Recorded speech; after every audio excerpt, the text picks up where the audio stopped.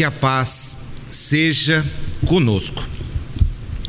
Dando continuidade, nós examinaremos hoje as questões dentro do capítulo que trata da lei de conservação, envolvendo dois tópicos: o gozo dos bens terrenos e a seríssima questão do necessário e do supérfluo.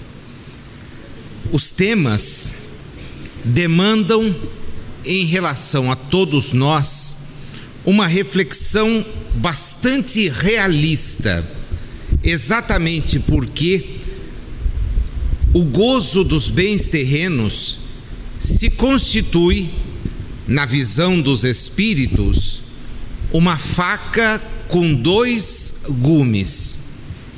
Um primeiro a nos estimular no processo reencarnatório, e um segundo, mais sério, a nos testar na nossa capacidade evolutiva. É exatamente neste jogo entre o que precisamos e aquilo que talvez se constitua num sério desvio moral da nossa parte, que repousa a questão do necessário e do supérfluo. Kardec inicia o seu questionamento aos espíritos perguntando acerca exatamente do gozo. O uso dos bens da terra é um direito de todos os homens?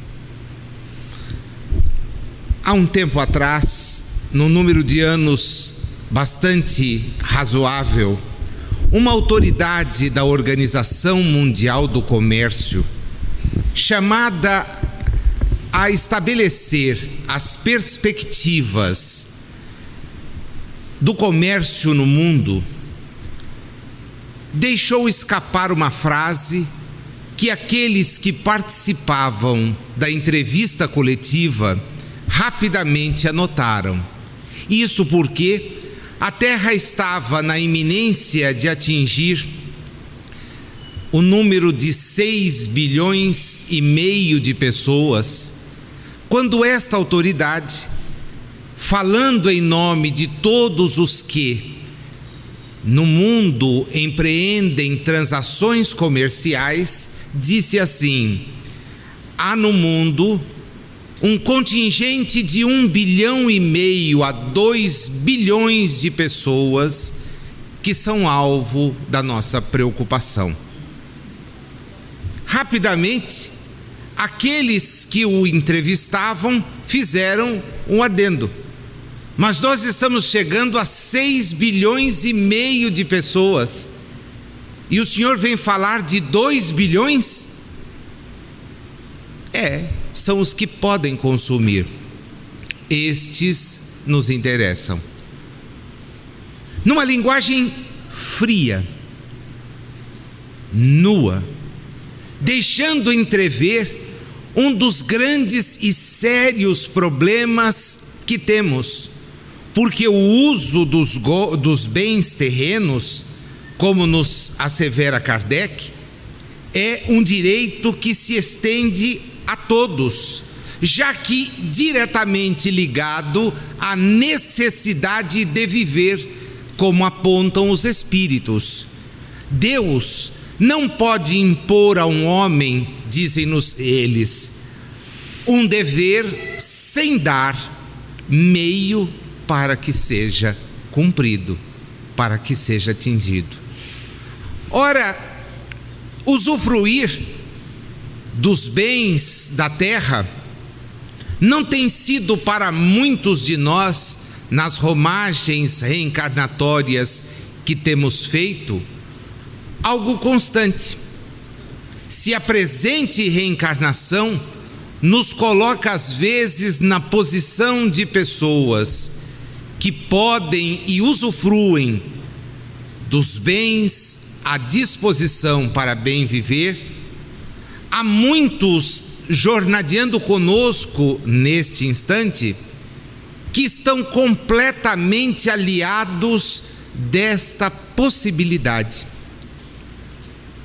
Deus confia aos homens, como veremos, a possibilidade de usar, e considerando a sapiência das leis divinas, nenhum de nós pode concluir que os bens estejam em número menor do que aqueles que aqui nos encontramos presentemente. O que existe é que alguns acumulam excessivamente. Também está para a disposição de todos, no conteúdo das páginas de 3 a 2 semanas atrás na internet, uma observação muito clara, a de que 1 ou 2% dos homens que possuem bens na terra os têm em número maior do que 90% dos outros que aqui se encontram. É imprescindível que tenhamos consciência disto, porque nas nossas romagens, em cada reencarnação, nós precisaremos entender esta questão da necessidade, fazendo com que o supérfluo se afaste do nosso dia a dia, de modo a que outros possam ter o mínimo para poder sobreviver. Vem então o ensinamento moral da 712. Com que fim pôs Deus atrativos no gozo dos bens materiais? Para instigar o homem ao cumprimento da sua missão. E qual é a missão que nos traz a reencarnação? Evoluir. Esta é a missão que cada um de nós tem traçado para si, desde o instante em que o espírito, individualizado por Deus, em condições e sob formas que os espíritos já nos esclareceram, não nos cabe entender e compreender, ao menos agora, mas com o propósito da perfectibilidade, destinados à perfeição do ponto de vista moral. Devemos ter para com aqueles que conosco transitam uma preocupação, porque este sistema de acelera e freia faz parte do jogo evolutivo. Daí porque no término da resposta que oferece ao codificador, o Espírito diz que consumir em demasia, gozar, pode trazer uma tentação, e esta tentação precisa ser controlada pelos nossos próprios impulsos. É o complemento. Na questão 712A, então, qual o objetivo dessa tentação? Vejam que Kardec sempre está diante dos espíritos como um argumentador de primeiríssima qualidade, um argumentador de seríssima condição, porque se é verdade, como vocês, diz ele aos espíritos, nos informam que nós temos que cumprir uma missão e sofrer a tentação, que objetivo pode ter esta tentação? E a resposta: desenvolver-lhe ou desenvolver em cada um de vocês a razão, para que, agindo racionalmente, todos se precavenham dos excessos. Vejam que coisa fantástica, que coisa lúcida. Os bens estão postos à nossa disposição, e é por isto que devemos deles nos aproximar, tendo sempre a ideia do uso, para, evitando o abuso, fazer com que esta estrutura toda posta à nossa disposição não leve alguns a usufruir abusando, e aí a palavra abuso e uso permitem chegar a esta conclusão. O abuso é simplesmente a negativa do uso, e nós teremos condições de entender onde a doutrina espírita nos quer situar.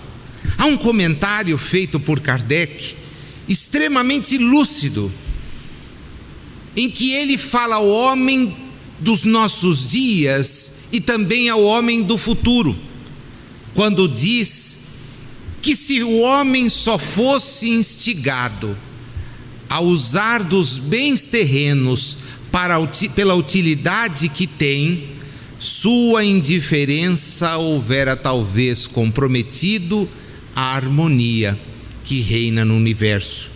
Deus imprimiu a esse uso o atrativo do prazer, porque assim é o homem impelido ao cumprimento dos desígnios providenciais.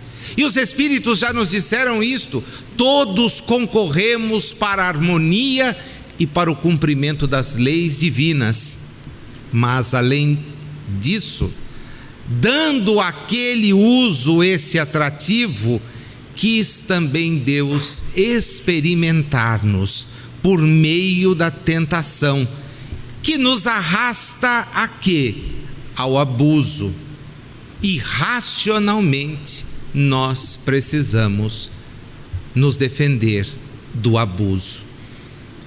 Relacionado ao tema, na Revista Espírita do ano de 1862, o mês de julho, o codificador, a partir de uma notícia paralela, a notícia do aumento do número de suicídios, faz uma larga digressão acerca das estatísticas que os revelam.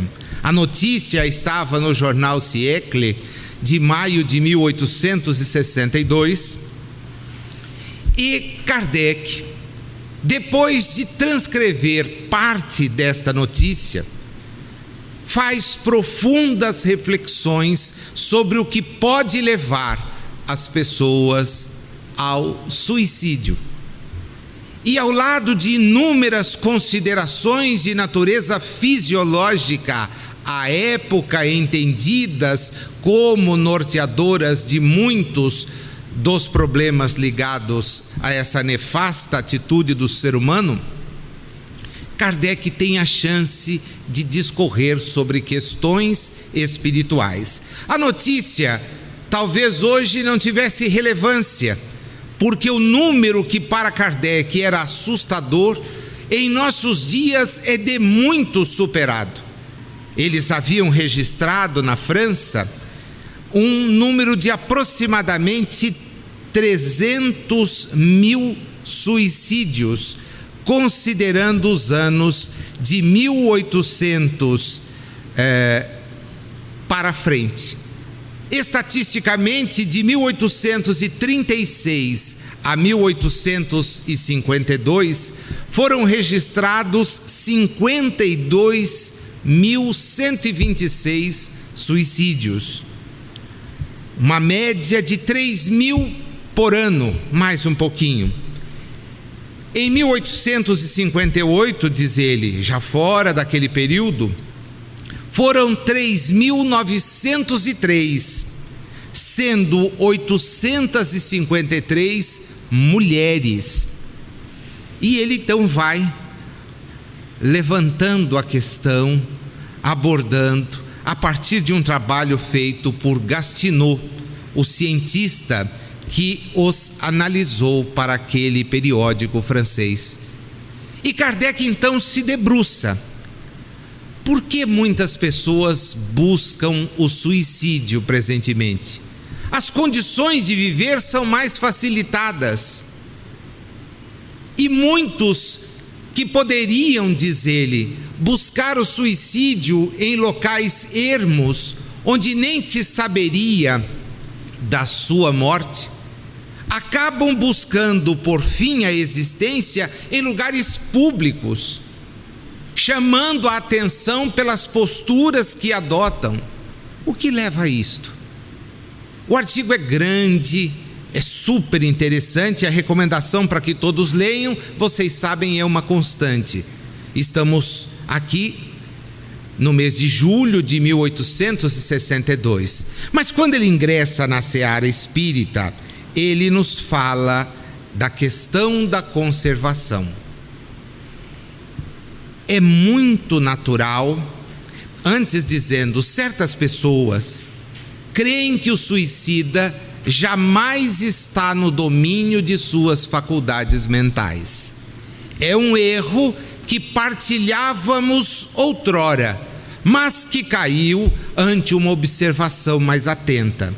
Com efeito, é muito natural pensar que o instinto de conservação esteja em a natureza, que a destruição voluntária seja contrária à natureza e que por isso muitas vezes se veja o instinto triunfar no último instante sobre a vontade de morrer, de onde se conclui que para realizar esse ato é preciso ter perdido a cabeça.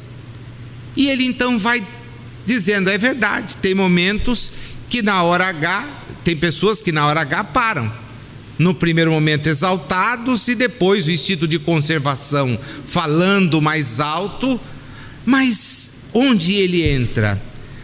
Aquele que voluntariamente quer deixar a vida, aproveita o momento em que está, só para não ser obstado em seu desígnio, mas o faz de preferência em centros populosos, onde seu corpo ao menos tem a chance de ser encontrado. Um pulará do alto de um monumento no centro da cidade, outro deixará de pular num precipício, porque lá não chamará atenção. Um vai se enforcar numa árvore que esteja à frente da própria residência, enquanto o outro poderia ter buscado uma floresta para lá ter dado curso aos seus propósitos. O que é que faz isso? Como as pessoas adotam esta postura? E ele chega à conclusão de que ao lado das inúmeras questões que contrariam a ideia da conservação, está talvez no desengano ou na impossibilidade de usufruir de bens que os demais têm, e a existência passa a deixar de ter razão.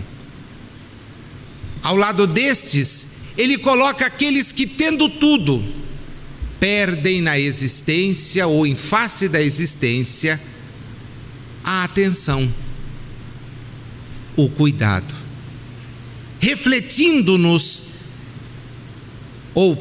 fazendo-nos refletir que este jogo que a questão nos faz parar para pensar é um jogo muito mais sério do que nós às vezes possamos imaginar.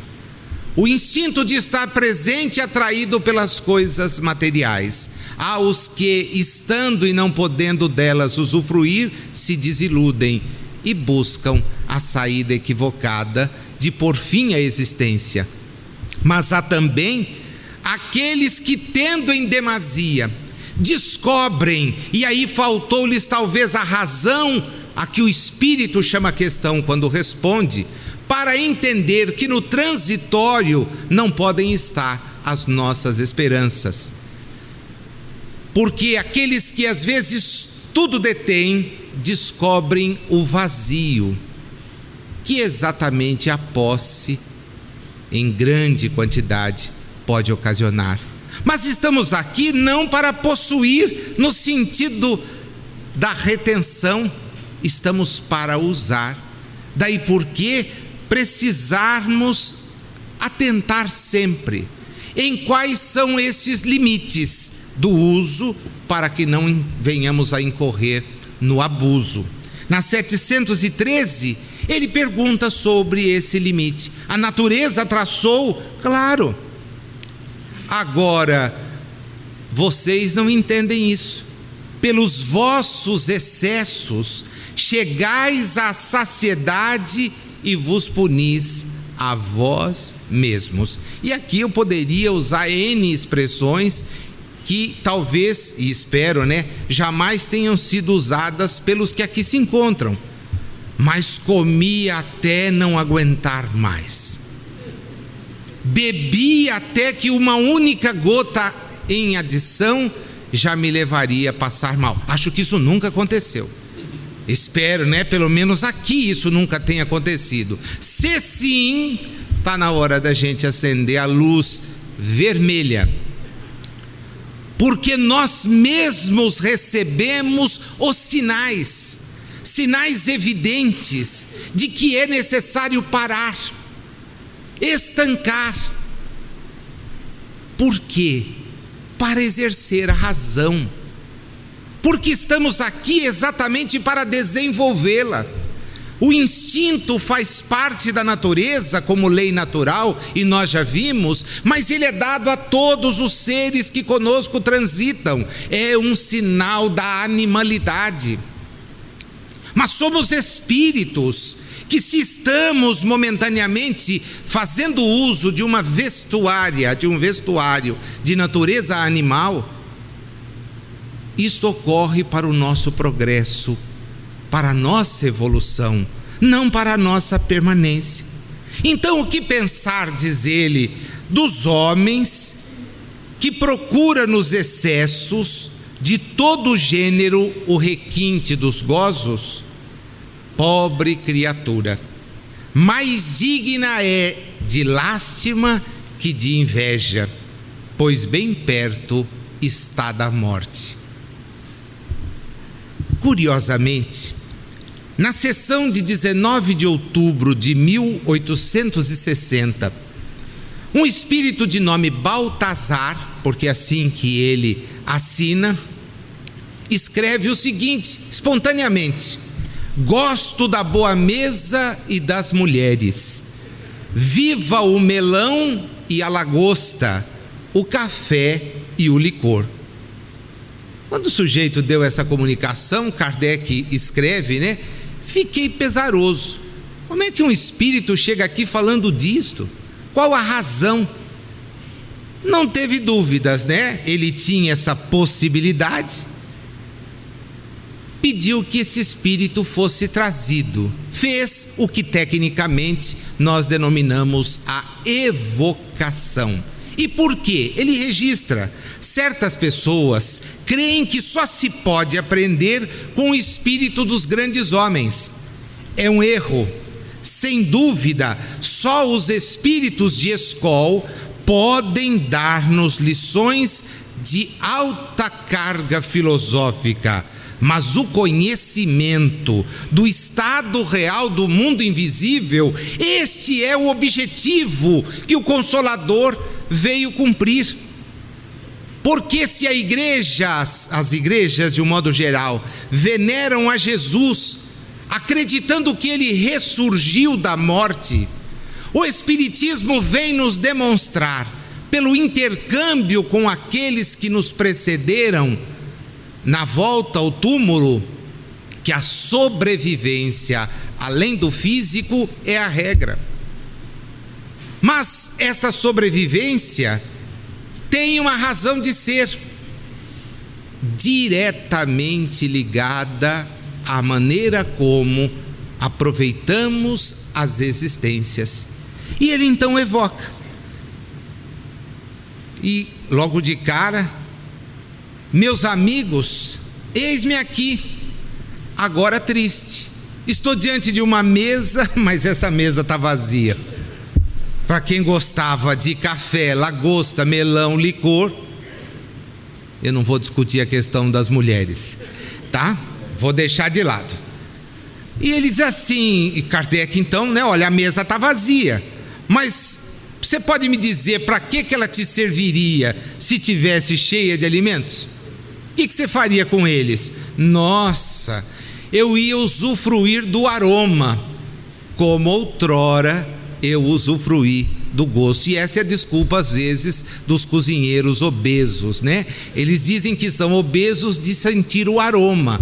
Ninguém nunca conta as colheradas inúmeras para experimentar que a pessoa ingere antes da refeição, né? Mas diz, não, é só o aroma, eu engordo pelo cheiro. Eu que sou exatamente essas 5 letras, não posso dizer que seja pelo cheiro, né?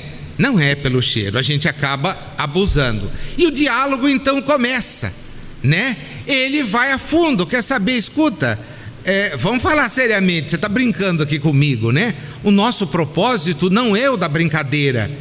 Tende a bondade de responder seriamente as perguntas que eu vou te fazer. Você tem aí um estômago fluídico? Sim. Onde os aromas podem passar. Quando você vê comida gostosa, sente vontade de comer? Comer? Nossa, é que eu não posso mais. Esses alimentos que você pode me oferecer são o que são as flores para vocês. A gente cheira, mas não come. Isso vos contenta. Eu também, diante de uma mesa farta, fico super contente. Então você sente prazer quando vê alguém comer? Claro, principalmente quando eu estou perto, o que significa que ele aproveitava destas situações para imantar-se do ponto de vista perispiritual e usufruir das emanações de quem se comporta como um glutão. Sentis a necessidade de comer e beber? Notai que eu estou te dizendo, necessidade. Não estou falando de desejo. Olha, tenho que ser sincero, necessidade não dá mais não, agora desejo, eu tenho um desejo imenso, e esse desejo fica satisfeito em aspirar o cheiro, como você me disse? É como se você me perguntasse, responde o Espírito, se à vista de um objeto que desejais ardentemente, vos substituísse a posse desse objeto. A gente deseja e vai atrás. Assim, parece que esse desejo que você tem, então é um suplício. É um suplício que você não tem condições de avaliar. Mas eu procuro atordoar-me, criando-me a ilusão. E Kardec então vai avante. Você dorme, você procura, vai para lá, vai para cá. E aí Kardec pergunta, o que você era enquanto encarnado? E ele diz, cozinheiro. Um cozinheiro. Quer dizer que você, cozinheiro, ainda permaneço aqui à procura do bom prato. Com quantos anos você morreu? Com 80 anos. E há quantos anos você está aí? 30 anos e procurando uma mesa farta. 30 anos de realidade espiritual.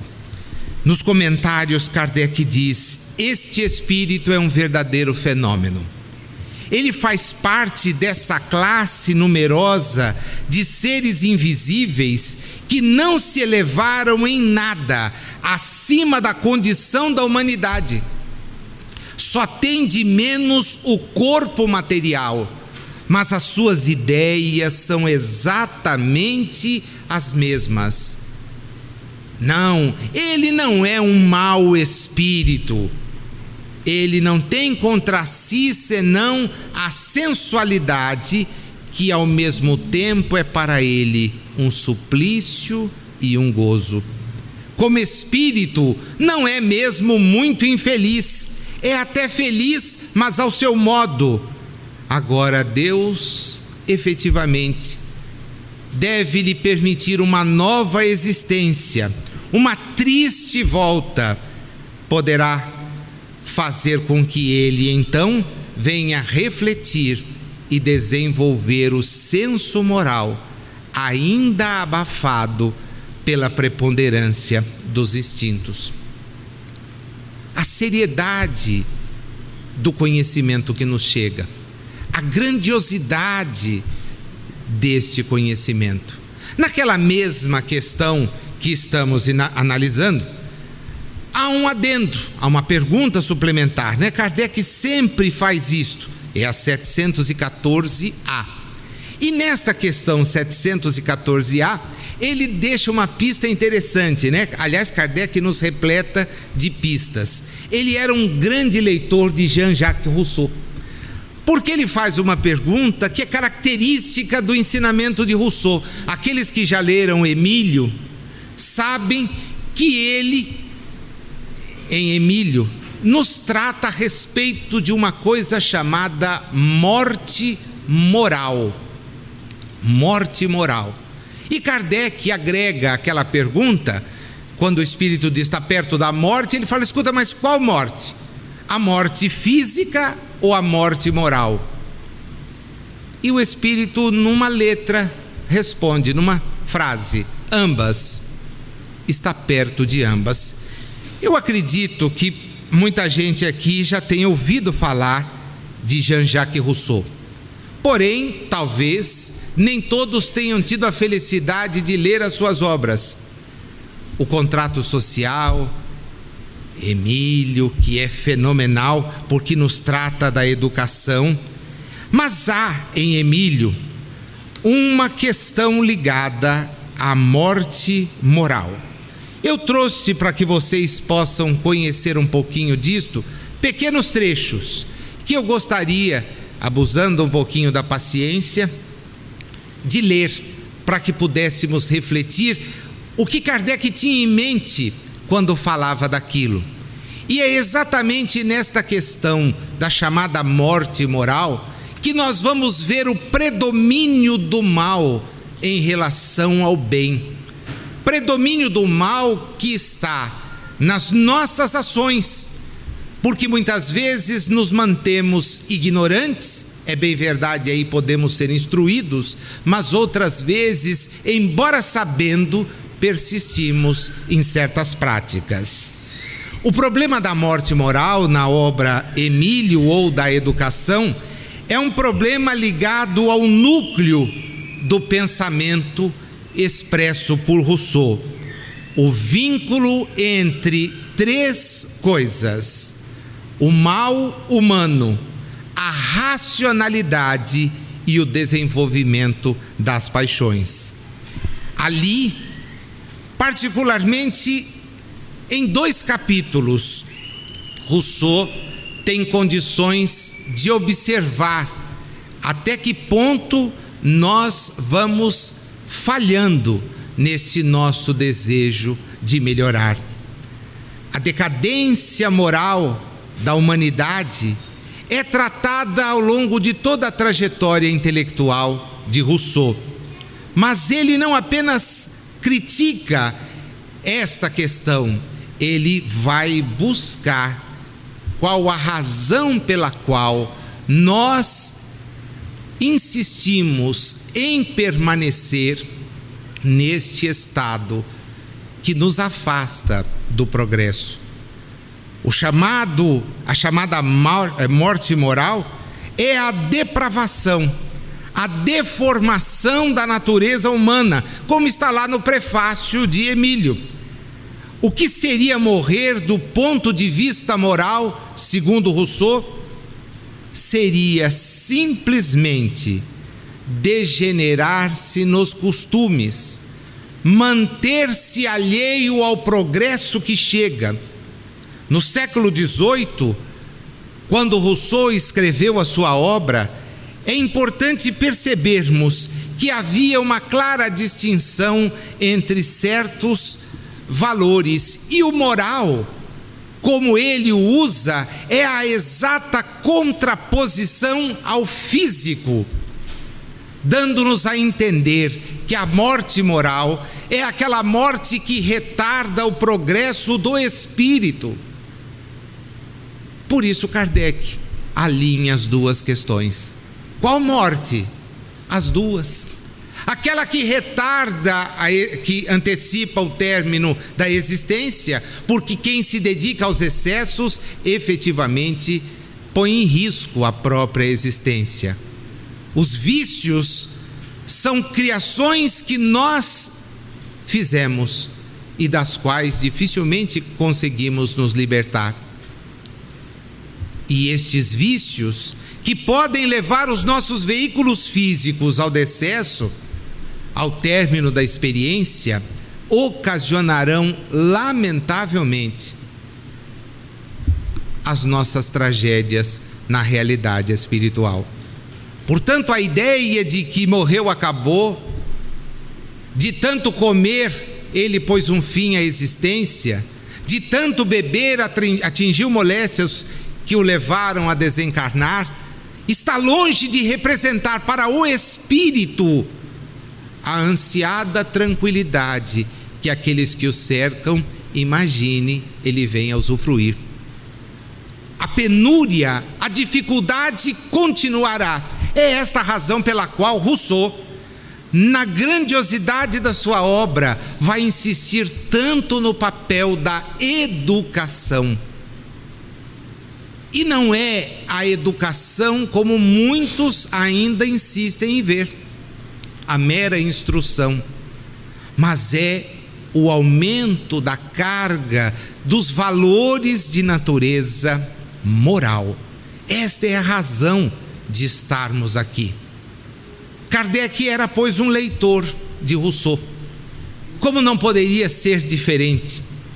Porque um homem do seu tempo, como ele o era, saber as posições mais avantajadas, mais aperfeiçoadas, era algo a que ele se dedicava, buscando instruir-se para nos instruir, buscando questionar os espíritos de maneira como o fez em grande qualidade, para nos deixar condições de avançar. O segundo bloco de questões entra na seríssima questão do necessário e do supérfluo. É a partir daqui que nós somos instados pelos espíritos a refletir, porque muitos de nós justificarão suas condutas exatamente por dizer: mas eu só tenho o necessário, eu só me valho do necessário, os meus guarda-roupas estão repletos de coisas que eu vou necessitar nesta e nas próximas 20 encarnações, com toda certeza, né? Porque é a grande verdade. O sujeito não vai usar. Manequim 48 foi no passado, hoje está no 62, mas eu guardo. Quem sabe nem o esqueleto consegue ficar com esse manequim mais, mas o sujeito guarda, vai lá, deixa aí, eu posso precisar. Não sei se na casa de vocês ocorre isto, mas é comum aquela expressão: se um dia eu precisar. O fato é que esse dia nunca chega. Esse dia nunca chega, porque nós, egoístas como somos, temos dificuldade em liberar aqueles bens que não são nossos. Aqui chegamos e daqui partirmos sem levar nenhum bem de natureza corpórea. O que levamos é o que conseguimos fazer de bem, mas também de mal. Qual o traço distintivo entre o necessário e o supérfluo? Na 715, a pergunta: como pode o homem então conhecer o limite do necessário? Aquele que é ponderado o conhece por intuição. Muitos só chegam a conhecê-lo por experiência e à sua própria custa. Não é possível. Como é que é isso? Vamos adiante. Não cai na prova agora, na próxima, mas está na questão 923 do Livro dos Espíritos. O que para um é supérfluo, não representará para outro necessário e reciprocamente, de acordo com as posições respectivas? Sim, segundo as vossas ideias materiais, os vossos preconceitos, a vossa ambição, as vossas ridículas extravagâncias, a que o futuro fará justiça quando compreenderdes a verdade. Perceba que a resposta é dura. As nossas justificativas não passam pelo crivo da resposta, porque muitas vezes eu entendo que o que tenho me será necessário, mas porque sou preconceituoso, porque sou ambicioso, porque sou extravagante. Mas o futuro, e a questão 923 está lá, nas esperanças e consolações, na felicidade e infelicidade relativas, fica a advertência. Ao continuar a resposta, o Espírito vai nos brindar com uma pergunta a partir de um caso. Não há dúvida de que aquele que tinha 50.000 libras de renda, vendo-se reduzido a só ter 10.000, se considera muito desgraçado, por não mais poder fazer a mesma figura, conservar o que chama a sua posição. E na época era ter escravos, cavalos, satisfazer todas as suas paixões, etc. Acredita que lhe falta o necessário. Agora a pergunta: mas francamente, achas que seja digno de lástima quando ao seu lado muitos há morrendo de fome e frio, sem um abrigo onde repousem a cabeça? O homem sábio, a fim de ser feliz, olha sempre para baixo e não para cima, a não ser quando quer elevar a sua alma ao infinito. Eis aí a questão do necessário e do supérfluo. Numa sociedade que produz mentes consumistas, o trabalho da Ana Beatriz Barbosa, psicóloga, psiquiatra do Rio de Janeiro, nos chama a atenção exatamente para isso, do consumismo à compulsão por compras, por ter mais. Tem gente que vai matar a tristeza passeando para fazer compra. Espero que não seja aqui. Outra preocupação que também me atura: olha, eu estou muito triste hoje, eu preciso ir para o shopping. E volta com um monte de coisas úteis, claro. Todas inclusive estão lá, algumas até sem ser desembrulhada. É porque será que eu comprei essa picareta para escalar montanha? Tem alguma em Bauru? Bom, às vezes até tem, né? Se fosse algum rapel para descer em buraco, eu já estava tranquilo, lembrei da picareta. Mas vamos lá. O fato é que a pessoa vai atrás de coisas assim. Você se sente consumista? Se considera? A maior parte dos objetos que adquire fica encostada, sem uso. Por acaso você gastou demais e está com problemas financeiros em relação a isso? Por vergonha, você nem conta para os outros as compras que fez, mantém em segredo. Até porque se disser: olha, comprei mais um relógio, outro, eu adoro relógios. Isso é compulsão. Compulsão. O sujeito só tem, né? E aqui eu nem vou dizer que sejam as mulheres. Os homens são compulsivos também em demasia. Em demasia. E aí, para facilitar as coisas, tem os quartinhos de despejo. Às vezes, os mega super blaster quartinhos de despejo. E precisa ampliando, não tem onde guardar. Se não tem onde guardar, criatura, é porque não precisa. Cai na real. Aquele que é ponderado conhece por intuição. E se eu não conseguir, bom, aí você vai chegar pela dor. Se você não consegue aprender pelo bem, pela racionalidade. Mediante a organização que nos deu, questão 716, não traçou a natureza o limite das nossas necessidades? Sim, mas o homem é insaciável, respondem os espíritos. Por meio da organização que lhe deu, a natureza lhe traçou o limite das necessidades, porém os vícios lhe alteraram a constituição e lhe criaram necessidades que não são reais. As necessidades de quem consome, porque toda a realidade do mundo em que vivemos conspira para o consumo. Somos instados permanentemente. Eu sugiro aos meus alunos de direito do consumidor que coloquem uma venda e fiquem na sala na hora das chamadas, dos intervalos comerciais. E tem aluno que segue o que o professor diz, ainda que seja uma asneira dessa, né? E um deles outro dia me retornou: professor, eu coloquei a venda e sentei, né? Falei, mas você não tirou na hora da novela? Não, eu botei a venda e sentei e fiquei ouvindo. Falei, então conta quantas vezes a palavra compra aparece. Compra, tenha, você pode, você quer, isso vai fazer falta. Esse novo perfume você não tem ainda? Não, tenha. Troque carro, troque celular, agora criou a moda, tem um celular por ano. Caramba, um por ano. Tem um modelinho famoso aí que as pessoas fazem fila 1, 2, 3 dias antes. E o que ele tem diferente do outro a não ser o número? Ah, tem mais um recurso. Mas o celular não é telefone.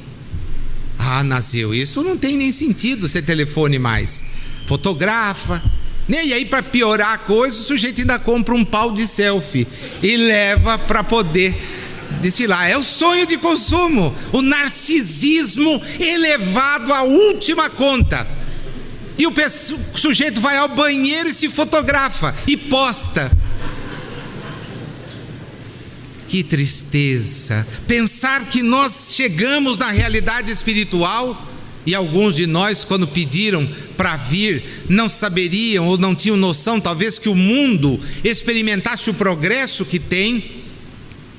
Muitos de nós pedimos reencarnações com o propósito de crescer espiritualmente, e viemos buscando necessidades para poder aprender. Viemos buscando sofrimento para poder nos educar e assim voltarmos à realidade espiritual. Termina a existência levando a consciência tranquila dos que venceram a si mesmos e lograram progredir. Não há nenhum problema em relação ao que o mundo nos oferece. Por favor, não há nisso. Não pensem que a doutrina espírita prega a postura de completa renúncia à vida no mundo. Não é isto. Mas ela nos pede a consciência de quem é informado, de que vai colher, além da experiência física, o fruto da semeadura que fez. E aí ela fala alto, porque não vem de céu de papelão, nem fala de um inferno jocoso, risível, em que ninguém mais acredita. Mas ela nos fala do espírito que precisa despertar. E aí vai despertar como? Se mostra insaciável, que se há de pensar, questiona Kardec na 717, dos que assambarcam, reúnem os bens da terra para se proporcionarem o supérfluo, com prejuízo daqueles a quem falta o necessário. Ouvidam a lei de Deus e terão que responder pelas privações que houverem causado aos outros. No comentário, Kardec diz: a civilização criou necessidades que o selvagem desconhece, e os espíritos que ditaram os preceitos acima não pretendem que o homem civilizado deva viver como o selvagem. Tudo é relativo, mas é preciso ser racional, porque nós estamos na Terra para desenvolver a nossa racionalidade. E sendo racional, é necessário atentar. Foi por isto que Kardec então agregou ao seu comentário: a civilização permite ao homem desenvolver o senso moral, e sabe o que vem nele? O sentimento de caridade, que leva os homens a se prestarem mútuo apoio. É isto, no limite, o que todos precisamos entender. Podemos consumir, podemos dar asas aos nossos desejos, se os recursos estão à nossa disposição? Evidentemente sim, e sempre com parcimônia. Mas nunca podemos nos esquecer, como Richard chamou a atenção nesta tribuna no transcurso da última semana, não podemos pôr a cabeça no travesseiro imaginando que tem pessoas que não têm o mínimo para sobreviver. Nós não podemos fazer isto. Chega do cristianismo de fachada. Chega de se dizer participante desta ou daquela agremiação de natureza religiosa, se nos falta a religiosidade. A religiosidade de Jesus, que nos manda amar o próximo, amar como nos amamos. Daí porque, meus amigos, não há sentido omitir-se diante das dores do mundo. Não é possível ir dormir rindo do bem que desfrutamos, enquanto ao nosso lado, na nossa teia de conhecimentos, jaz alguém que não tem, sem amargura, como vencer os dias. E nós os conhecemos. Às vezes estão conosco nos servindo. São as domésticas exploradas, as faxineiras raladas, em nome do nosso egoísmo. É necessário despertar. Afinal de contas, a reencarnação não é um passeio. É um projeto de crescimento do espírito. Quer ter? Pode ter? Ótimo, a civilização nos oferece isso. Haja com parcimônia, mas não se esqueça que nós prestaremos contas. Kardec termina nos dizendo que os que vivem à custa das privações dos outros exploram em seu proveito os benefícios da civilização. E da civilização tem apenas o verniz, como muitos da religião só têm a máscara. A realidade espiritual é dura, e os espíritas sabemos disso. Daí porque seremos julgados pela nossa própria consciência. A infantilidade de um julgamento divino já ficou para trás. Os que nela acreditam ainda estão em estágios de conhecimento que já não é mais o nosso. E é importante identificarmos, porque há criaturas que exemplificam isto. Está aqui Chico Xavier, no último trabalho da professora Marlene. Chico Xavier, um homem do nosso tempo, mas à frente do nosso tempo sob o ponto de vista moral. Em Meus Pedaços do Espelho, a doutora Marlene Nobre, que voltou há pouco mais de 15 dias à realidade espiritual, compõe uma linda história de amor. 40 anos ela demandou para produzir esse livro, que tem inclusive a participação do Leopoldo, No final, a transcrição de um trecho, uma entrevista feita aqui, neste salão, pela doutora Marlene. Ela demorou 40 anos para compor este espelho para todos nós, porque muitos almejam ser um Chico Xavier. O problema é: tem estofo para sê-lo? Vão conseguir, diante das ofertas do mundo, abrir mão? Mais de uma vez. Existem relatos aqui, eu terminei de ler o livro, então fico à vontade porque vi cada uma das suas páginas. Mais de uma vez, o Chico foi presenteado com coisas que não reteve. Não reteve. Tendo recebido uma herança suficiente para lhe deixar sem ter preocupações financeiras por toda a existência, não sossegou enquanto não viu aquele valor transferido para a Federação Espírita Brasileira. Não sossegou. Recebeu uma propriedade material, uma fazenda imensa. E o único pedido que fez aos herdeiros daquela mulher: por favor, dividam em 2 grandes blocos, porque um eu quero dar para a Comunhão Espírita Cristã e o outro eu quero destinar para a Federação Espírita de Goiás. Não quero nada. Não me é necessário viver com além do que preciso.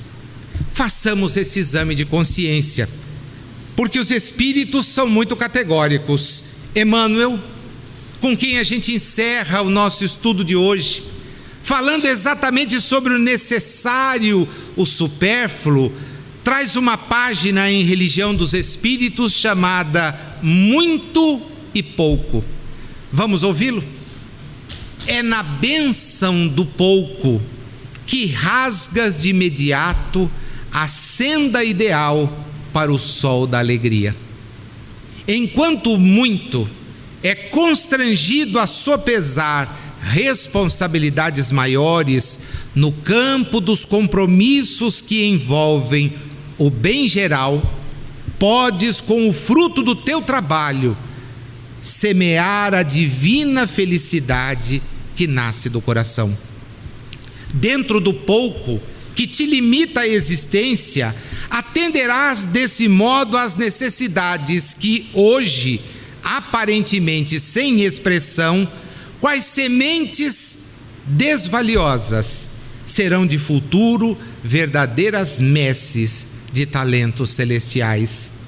É assim que solucionarás modestas despesas de conteúdo sublime, quais sejam: o copo de leite para a criança necessitada, a sopa eventual para os que passam sem rumo, o remédio para o doente esquecido, o socorro fraterno às mães caídas em abandono, o agasalho singelo aos hóspedes da calçada, o prato adequado ao enfermo difícil, o colchão que alivia o paralítico em sombra, a lembrança espontânea que ampara o menino triste, o concurso silencioso, conquanto humilde, em favor do amigo hospitalizado, o serviço discreto às casas beneficentes, o livro renovador ao companheiro em desânimo, a gentileza para com o vizinho enjaulado na provação, a cooperação indiscriminada a esse ou aquele setor de luta. Não esperes, portanto, que a vida te imponha uma cruz de ouro para ajudar e servir. Lembra-te de que os chamados ricos, por se encarcerarem nas algemas do muito, nem sempre podem auxiliar sem delongas presas que são de suspeitas atrozes na defensiva dos patrimônios que foram chamados a manobrar na extensão do progresso. Ora por eles, em vez de criticá-los a hesitação e a conduta, porquanto, e aqui ele termina, e pesemos bem cada uma das palavras que vamos ouvir: se tens amor, sairá de ti mesmo com o pouco abençoado que o Senhor te confia, e de pronto obedecerás ao próprio Senhor, espalhando em seu nome a força da paz e o benefício da luz. Que Que assim seja.